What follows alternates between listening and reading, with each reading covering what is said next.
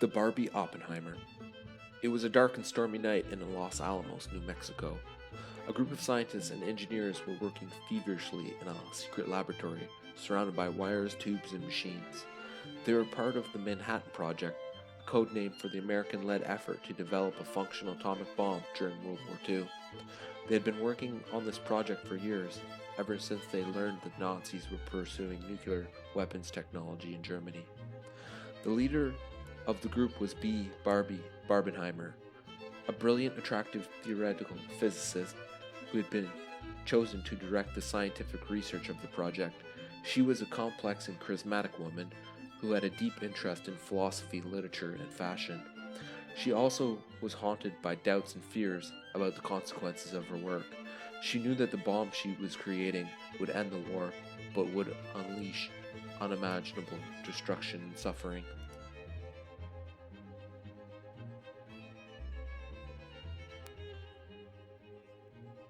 Barbenheimer checked her watch. It was almost midnight. She looked at her colleagues who were busy with their final preparations. They had transported the bomb to a remote desert location near Alamogordo. They planned to test it the next morning.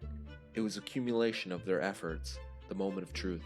They had named the test Trinity after a poem by John Donne that Barbenheimer had quoted. Barbenheimer felt a surge of excitement and anxiety. She wondered if the bomb would work as expected, or if it would fizzle out or explode prematurely. She wondered if they had made a mistake, overlooked something crucial. She wondered if they had gone too far or not far enough. She wondered what would happen after the test, how the world would react, how history would judge them.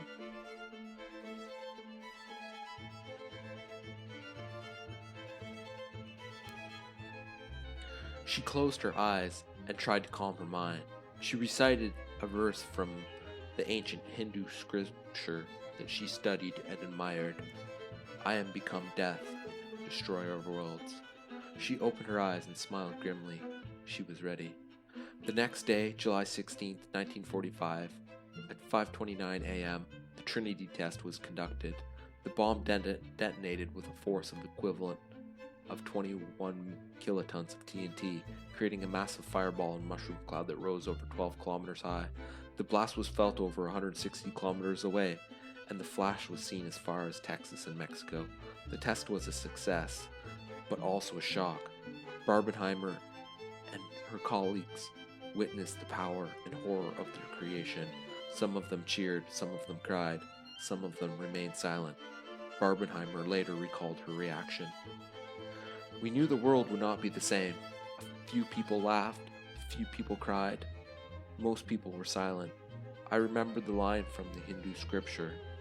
Vishnu is trying to persuade the prince that he should do his duty, and to impress him, takes on his multi-armed form and says, Now I am become death, the destroyer of worlds.